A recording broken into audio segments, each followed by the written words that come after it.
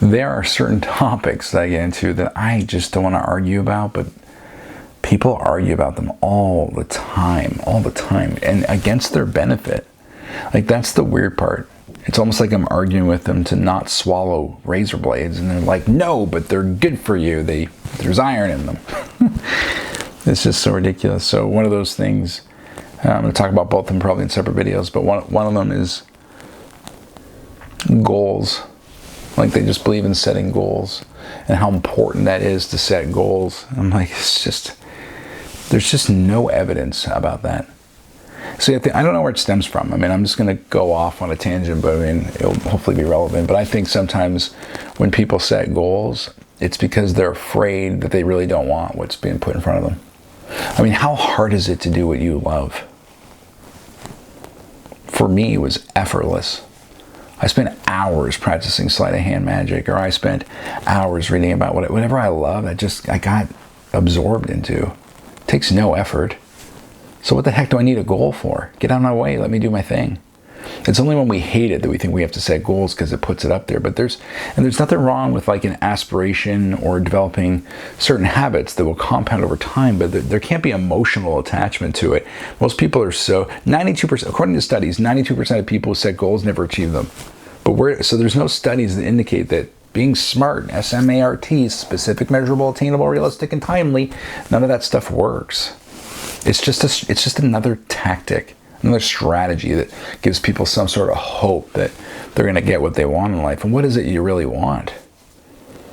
Most of the things people want outside of themselves are relatively moot. Like, what do you want, a nicer car?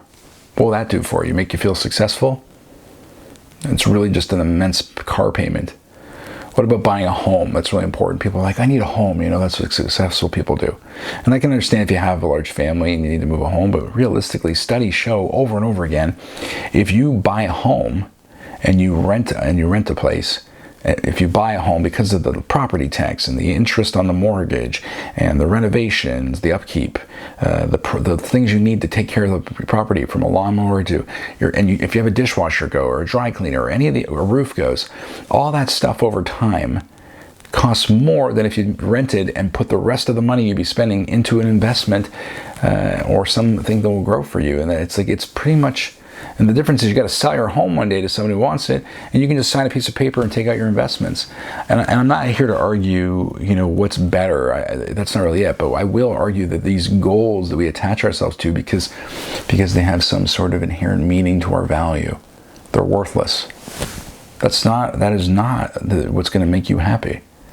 No thing out there that you set a goal for. And if I have a goal, you think gurus are setting goals, be like, my goal is to be happier this year? No, because that's ego. That's out there. You are the things you want to be. You are love. You are happiness.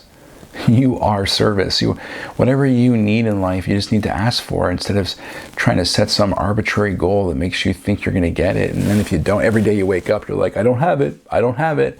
And however long goes by, whether it's short or long, a goal can be a constant reminder of the things that you don't have, and here's the weird part. How many times have you set a goal? So many weird parts. How many times have you set a goal, achieved it, and then instantly moved on to the next thing and barely celebrated it? And what was the point of that? The whole time you told yourself, I'm not worth, I need to get it.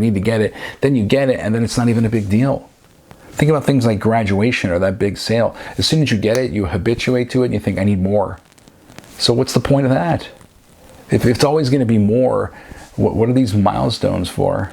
Because it really correlates very strongly with one of the reasons people aren't happy. They say, I'll be happy when? I'll be happy when I finish this. I'll be happy when this is over. You can be happy now and later. Why are you putting time frames on it? Because they're goals and we need them. And people think it's ridiculous I don't live with goals. But meanwhile, it doesn't matter how much I accomplish or succeed, more than them at times often, in their comparison chart, they don't think that they can survive without goals. And that's one of the things that's making them unhappy. They got goals. Whoopity-doo. Goals. I have no problem with, it might be a language thing, aspirations might be like, hey, I'm headed in this direction.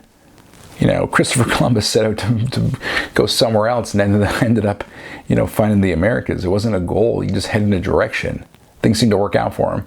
There's lots of people that just go in a direction that's meaningful to them. And, you know, I like big picture. Michael Jordan didn't go to the NBA and say, I'm going to win 6 NBA championships. He just said, I want to play professional basketball. Great, that's a goal, but he did much more than just play it. And then he focused, even in all his readings, he focused on the minute steps every day that would allow him to be closer to that. So those weren't goals, they were just habits that he lived his life in by being present. Because goals live up on top of a hill. And what I really hate is, like, imagine I had a goal of X and I'm climbing the hill and I die or halfway there. Am I a failure that I didn't get there? Am I a failure now because I'm not there? No. What if I'm getting halfway up the hill and I realize I don't really want that goal so badly? How many times has that happened? And then you switch mountains completely. Is that failure?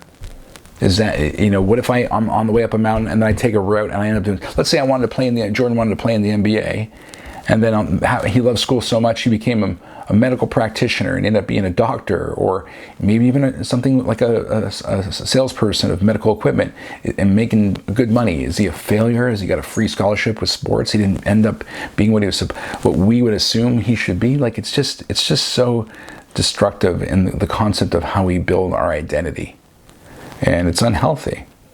So here's the thing: do things you love. But most importantly, I really question the belief systems around your goals, what's important in this life, and why you're chasing them. Because, yep, if you have a goal for money, great, but what's the purpose of that money? So you can have more money? Then what? Do more things? Really, how much do you need? Once you take care of your basic necessities, and you have money, maybe you want to travel, that's cool, travel, that's great. But is that a goal, or is that just something that you end up being? Like, I don't have goals and I travel, so why can somebody travel without goals, but you think you need goals to end up in a certain spot? You think it's going to be easier.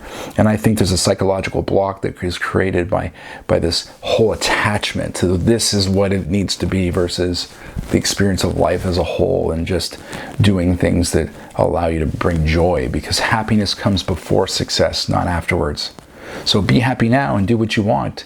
And just have faith that those things were going to show up in your life, because they have for many. At least that's my experience, and I hope that's meaningful to you. Anyways, thanks for listening. I look forward to chatting with you again. I'm going to share another one of these about another myth that I think exists in the concept of life, about how people see the past. So anyways, thanks again. Talk to you soon. Bye.